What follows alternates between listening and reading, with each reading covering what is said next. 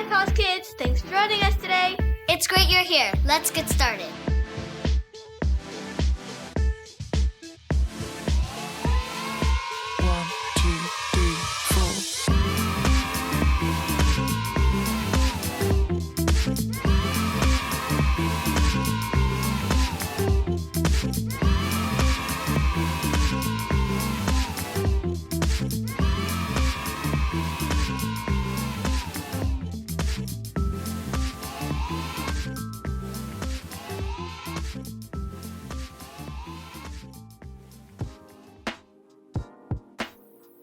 This month at LifeHouse Kids, we're talking about courage. Courage is being brave enough to do what you should do even when you're afraid. Our memory verse for this month is Joshua 1:9. Read it with us. Be strong and brave. Do not be afraid. Do not lose hope. I am the Lord your God. I will be with you everywhere you go. Joshua 1:9. Great job! Let's get ready to watch our new Bible story this week.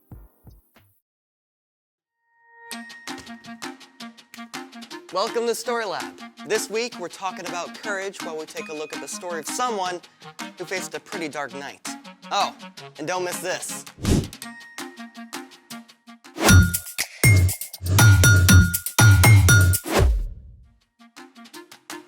Hey, I'm Amaya. And I'm Zeke. And we're talking about courage. That's being brave enough to do what you should do, even when you're afraid. Even when something unexpected happens. Unexpected?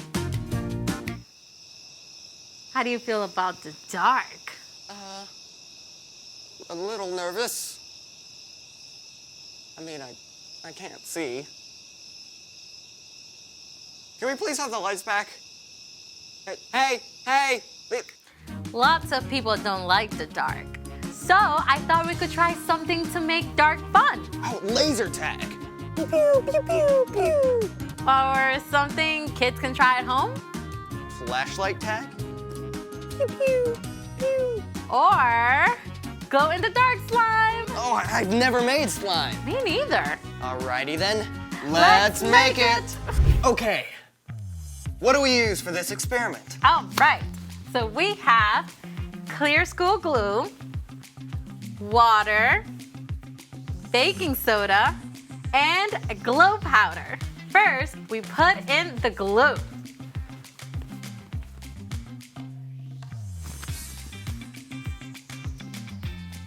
Perfect.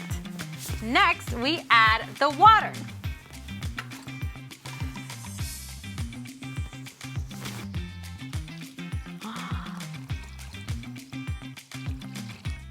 Yes. Next, baking soda.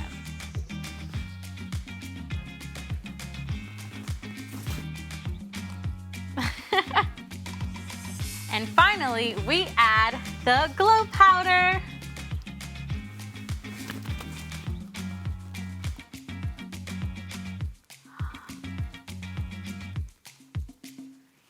So pretty. And now we stir. And make sure you stir really good. Come on, Zeke, put some muscle in it. That is not slime. Not yet, because we still need slime activator. Saline, my mom uses that to clean her contact lenses. It contains borate ions. Glue is made of long chains of molecules called polymers that slide easily past each other. When borate ions are added, they cross-link the protein molecules in the glue so they can no longer slide easily past each other. So borate ions glue the glue? Pretty much. Cool. Let's see what happens. Slime activate! All right, I'll pour it, you stir. Oh, I can already feel it hardening. So disgusting and weirdly satisfying. I know, right? Get the lights. Whoa. Look at it glow. That is so cool. Oh, I want some. it's all slimy. Oh. so cool. Oh, it's everywhere. Snot in my hands. Oh. I'm getting all of it. No. Woo! Ah! Okay, the dark can be pretty fun. Yes, unless you are joined in the dark by extra big, hungry cats. Is that a spoiler? Yes, it's time for... The story before the story. Today, we're in book 27 of the Old Testament, Daniel. God had promised to bless the whole world through Abraham's family, the Israelites. God delivered them from slavery and led them to freedom in the land of Canaan. God gave the Israelites kings to lead them, but while some kings like David listened to God, many of the kings ignored God. These kings even led the people to worship false gods. And at last, God allowed the Israelites to be conquered by foreign nations. Yeah, some of the Israelites were even marched off as captives to Babylon. But one of these captives, a man named Daniel, still loved God and prayed to God every day. And Daniel is a hero of today's story. Let's go! Daniel was taken to Babylon as a young man, but even as a captive, he still stood up for the one true God. We won't make ourselves unclean by eating the king's food. Test us for 10 days. Give us only vegetables to eat. God blessed Daniel and made him strong and wise. That wisdom and courage gained Daniel a lot of respect, and he actually served as an advisor to several foreign kings over his lifetime. One of them was King Darius, who conquered Babylon. Now, when King Darius took charge, he placed 120 officials over the whole kingdom and put 3 governors over them. One of these 3 men was Daniel. Daniel was so trustworthy and did such a good job that Darius actually made plans to put Daniel in charge of the other 2 governors. So when these other 2 rulers found out about the plan, they were pretty angry. They decided to find something wrong with Daniel they could tell the king about. But even though they spied on Daniel, they couldn't find a thing he'd done wrong. Not one single lie! But Daniel does have this thing about praying to his God. 3 times a day like clockwork. The jealous governors and officials perfected a sneaky plan and took it to King Darius. King Darius, may you live forever. You're so incredibly amazing. We think you should make a special command. What is it? For the next 30 days, no one in the whole kingdom can pray to anyone but you. I like it. And if they pray to someone else, they get thrown into a lion's den. Where do I sign? Oh, well, King Darius was so flattered that he gave orders for the law to be written down, and he signed it at once. And you have to know this. Once a law of the Medes and Persians was written down, it could not be changed, even by the king himself. When Daniel found out about the law, it would have been easy enough to change his routine and stop going home to pray every day. But Daniel's love for God was greater than his fear of lions. The next morning, as every morning, Daniel knelt in his room and prayed to God. Thank you that you are always with me, God. Help me honor you in everything I do. Daniel went to his room to pray again at noon and in the evening, even though he probably knew the other officials were watching him. And sure enough, they were delighted to find Daniel disobeying the king's law. Oh, they rushed after the king as fast as they could. King Darius, didn't you sign an order that for 30 days no one can pray to anyone but you? Huh? Oh, I did. Or they'd be thrown into a lion's den. Well, no one would risk it. Except Daniel. He still prays to his God 3 times every day. When Darius realized he'd been trapped, he was very upset.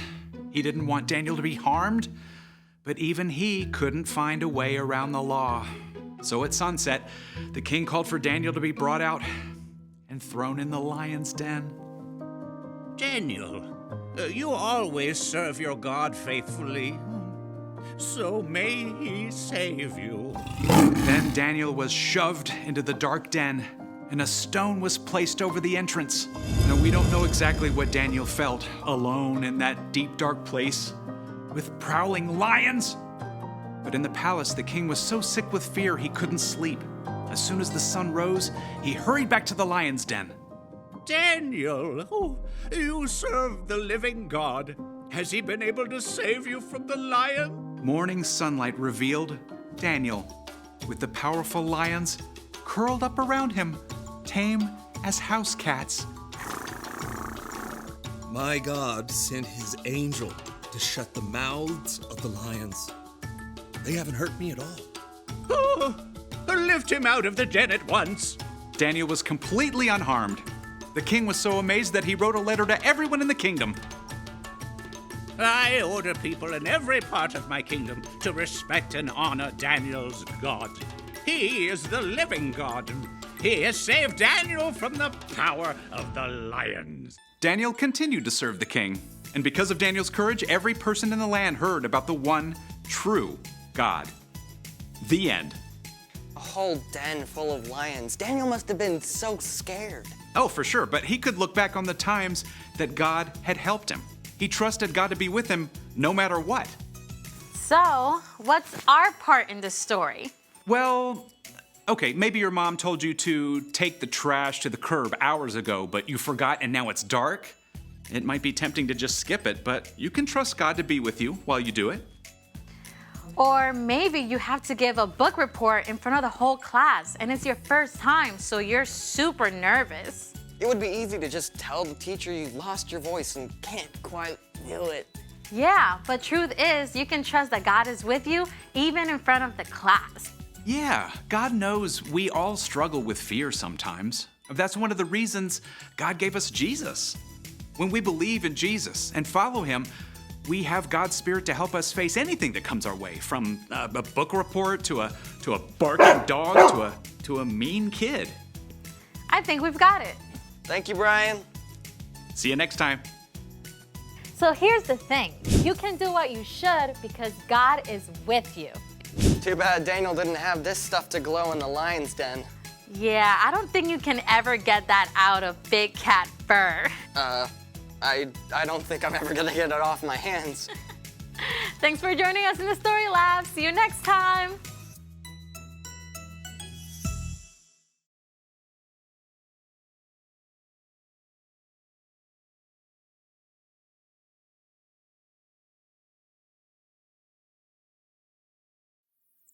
Thanks for joining us.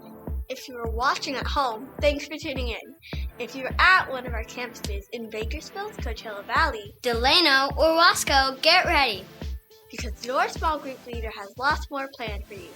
See you next time. Bye.